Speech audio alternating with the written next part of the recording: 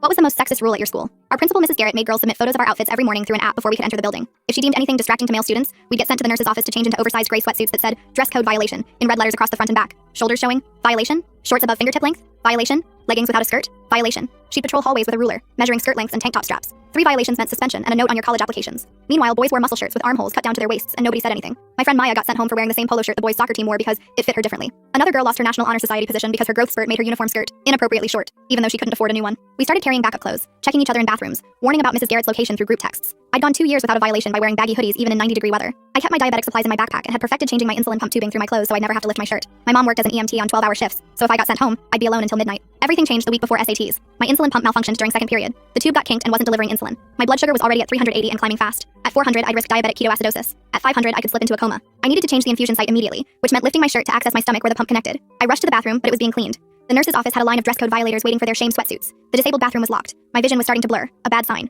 Hands shaking, head pounding, I ducked into an empty science lab. I had my shirt lifted, frantically trying to disconnect the bad tubing and insert a new infusion set when Mrs. Garrett walked in with a tour group of school board members. She saw my exposed stomach with the medical device attached and her face lit up like she'd won the lottery. "This is exactly the behavior I've been talking about," she announced to the board members. "Girls thinking they can expose themselves whenever they want. It's medical," I tried to explain, fumbling to reconnect my pump. "Cover yourself immediately." She pulled out her phone, taking photos. "This is beyond inappropriate. You're traumatizing these visitors." My blood sugar monitor screamed in alarm. 425. My hands were shaking so badly I couldn't get the new infusion set connected. Sweat poured down my face. One of the board members, an older woman, stepped forward. "Is that an insulin pump?" "It's a manipulation tactic," Mrs. Garrett said quickly. "They'll claim anything to avoid consequences." "Mrs. Garrett, I'm going into DKA," I managed to say. "I need to change my pump site now or you can explain your excuses in suspension. Office, now." I stood up, swaying. The room tilted. My monitor shrieked again. 450. Without insulin, every minute meant more damage to my organs. But I walked to her office, sat in the chair, and watched her fill out paperwork while my body destroyed itself from the inside. She took 20 minutes typing up my violation, adding indecent exposure and defiance of authority to the form. My pump alarm went off 3 more times. I told her I needed medical attention. She said I should have thought about that before breaking dress code. When I stood to leave for the nurse, she blocked the door. "Sit down or I'll add assault to your record." By the time she released me, my blood sugar was 510. The nurse called 911. I spent 3 days in the ICU. The doctor said another 30 minutes and I might have slipped into a coma. While I was unconscious, Mrs. Garrett emailed all parents with photos of me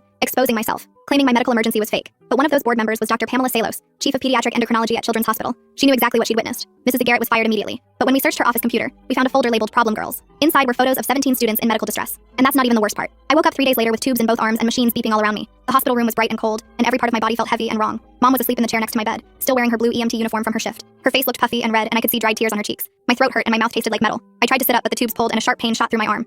The movement made one of the machines beep louder and Mom jerked awake. A doctor came in a few minutes later. A tall woman with gray hair pulled back in a bun. She checked the monitors and wrote something on a clipboard, then pulled up a stool next to my bed. She explained I'd had something called diabetic ketoacidosis, which meant my blood sugar got so high that my blood turned acidic and started destroying my organs from the inside. The ambulance got there just in time because my kidneys were starting to fail and my brain was swelling. Another 30 minutes without insulin and I would have gone into a coma. She said it might have caused permanent brain damage or I could have died. Mom started crying again when the doctor said that, pressing her hands over her face. The doctor squeezed Mom's shoulder and left us alone. Mom moved to the edge of my bed and grabbed my hand, apologizing over and over. She said she was sorry for not being there, for working so many shifts, for not somehow knowing this would happen and stopping it. I told her it wasn't her fault.